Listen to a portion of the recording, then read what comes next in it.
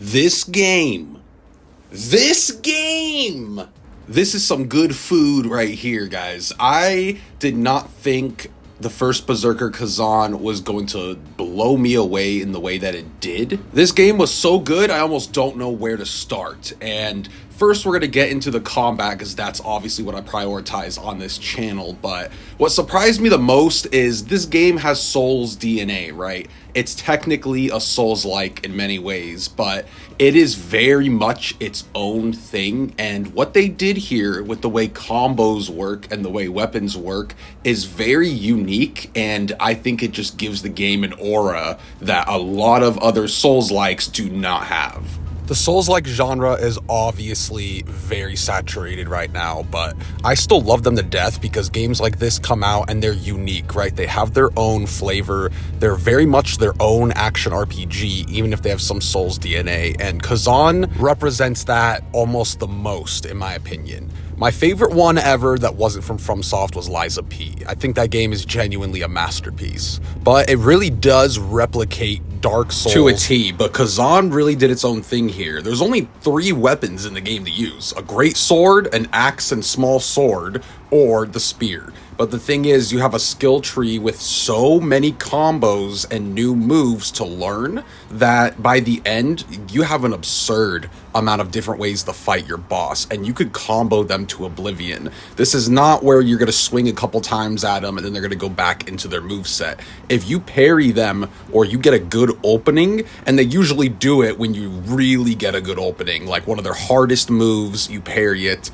you could combo them to absolute oblivion. I even have a move where when they're exhausted, which is this red circle that will get on them when they basically get knocked out, and you could do like a super stab, you could reset that with this move I have. So I'll go in, smack them, reset their exhaustion, and then just keep smacking them. Like, there's a lot of things like that, and the builds are very, very fun. You collect a bunch of loot in this game, and if you get the same armor set for like your headpiece, your shield piece, your legs, your feet, it's going to give you different attributes. So you kind of look at the attributes and you decide what build you want to do.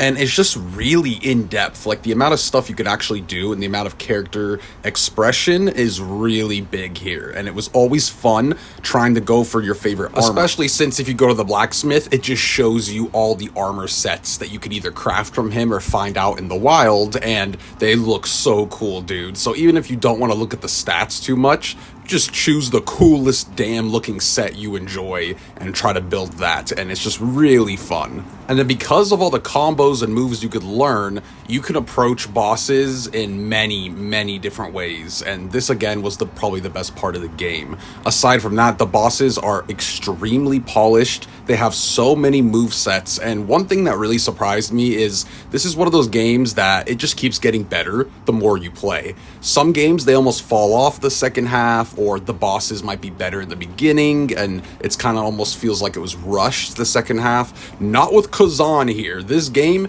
every boss is going to blow you away more than the preceding one. It was actually crazy. The game is way longer than I thought it was going to be. You'll finish it, it really depends, in like 30 to 50 hours. It really depends if you go for all the side missions or all the collectibles, but in general, it just kept going and blowing my mind, and I was like, dude, I thought this game would be done already. And the game will surprise you even if you played every Souls-like under the sun. I can't tell you the amount of Souls games I played and action games I played, and this game still surprised me at times where I was like, I did not think that was going to be a boss, or I did not know that was going to have a second phase. It trolled the hell out of me sometimes, and that was so much fun because after you play so many of these games, you can almost tell when things are going to happen, right? It's like, okay, this boss will obviously have a second phase. Not with this game. This game totally got my ass. And hopefully you could see from the gameplay here, but it's almost hard to explain it unless you actually try it. Trust me, it is one of the most well-built combat systems I've ever played, actually. It is tight, it is responsive, the sound design is insane, some of the best parry and blocking sound effects I've ever heard, and each boss is just so unique. The movesets they do, and again, the sound design and stuff for them, there was a lot of effort to put into this game, and you can feel it as you're going through this game. Totally outblew my expectations of what it was actually going to be. And above all else, I think what I enjoyed the most is how overpowered Kazan is, but you will still have an immense challenge at your hands. This game is hard. You're going to get your ass whooped, for sure. Some of the boss movesets are very hard to learn and react to. But Kazan has so many moves and stuff, you can beat these bosses silly. So there's a huge skill ceiling in this game, and I really enjoyed that. A lot of Soul games, you feel like a pleb, right? You feel like such a weakling with these giant enemies and bosses kicking your ass, and by the end, you feel like you made progress and you came out strong, right? This game has a different vibe. You are a strong general that is out for revenge. Kazan is a legend in terms of combat. So you are just destroying the boss while they destroy you. And they got that balance damn near perfect. And that was very, very interesting to me because I thought at points, I was like, dude, these moves I have, I'm going to be so broken and just wreck the game. No. They still had surprises that kept me on my toes and kept me learning the game. Also, I enjoyed the characters and story. It's nothing to write home about, but there is a story here. It's set in the Dungeons and Fighters universe, so if you know that series, you'll be a little bit at home here, but it is an original story. You don't need to play anything to know what's going on here. But the cel-shaded anime style is something I love. The game looks beautiful. The character models are beautiful. I enjoyed the characters that Kazan meets on his adventure, and Kazan is voiced by Ben Starr, and there's actually a lot of the Final Fantasy 16 cast in this game voice acting, so that was interesting. But what it did was make the characters feel alive, right? Again, in a lot of Souls games, you kind of feel like this character where it's just you, right? They don't talk or anything, and you kind of see the lore from the outside or the environmental storytelling. But this game is more just like a regular RPG. You are going through a story, and you're going to see cutscenes, and you're going to see character dialogue, but it just has an extreme challenge behind it, but a very fair, interesting, fun challenge. Where the game slacks a little bit is the level design at times, and it hurts more in the beginning and somehow gets way better. Usually it's the opposite, right? Usually the beginning levels for a game are much better, and then again, it feels almost rushed halfway through. But with this game, the first few levels you're running through actually are more boring than like the rest of the game. Again, the game keeps getting better as you go, and this also happens in terms of the levels. Like the collectibles and the secret areas, there's a lot of them, and they're hidden really well, and it's really fun to find them in the second half of the game. But the first half of the game, it's very easy, like, oh, let's go around this corner, oh, look, the collectible, and there's not many secrets to find. It felt more linear, even though there is a lot of branching pathways. And that's also a little bit of a complaint I also have, is there's too many at times.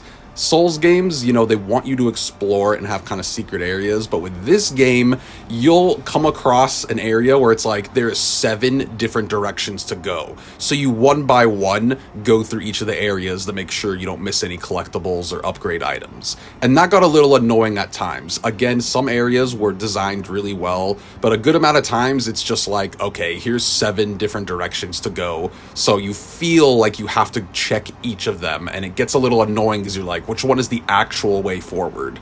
So you eventually go forward and you're like, okay, I gotta go back and check these other 4 different sections. So the level design could have been a little better, but they tried, right? And a lot of them are really cool. It is not boring and linear. There's definitely a lot of secrets and fun collectibles to find. And overall, I don't have many complaints with this game. It's more little things, right? Like some of the areas could have been designed better. One of them is you pick up a lot of armor sets, and I wish there was a button to organize them to show you that you have multiple of one set. Like, let's say I want to wear the Ashen Wolf set. I wish I could sort it to where it's like, yeah, you have the headpiece, the chest piece, and the legs for this, but not the feet. But you just kind of have to sort through your inventory and check each time if you have them. Little updates like that would polish the game even more, but as a full-fledged action RPG with Souls DNA, I was wholeheartedly surprised. I was standing up in my chair yelling at some of these bosses. It was so hype. I think it's my game of the year. No joke, and I don't know if anything will be able to beat it. And I haven't been surprised by boss fights like this in a while, and that is always my favorite thing in the world. Can they actually surprise me with their boss design, or just levels. And Kazan absolutely did, and I will remember this game for a long time. It is now very close to my heart. If you are a combat enthusiast, you like Souls games, you like boss fights, you like action RPGs, any of those, must play. I'm not even joking, this is a must play. Please trust me on that. I hope you guys enjoyed the First Berserker Khazan review. Let me know if you're playing the game, please. Let me know if you're enjoying it or you're deciding to get it. I think this game needs more hype. It's definitely getting good reviews and stuff, but I need people to see this game and just see the polish and the absolute insanity of how well designed this combat system is. So yeah, I hope you guys enjoyed the video. Please have a good day, and I will catch you guys in another one very soon. Peace.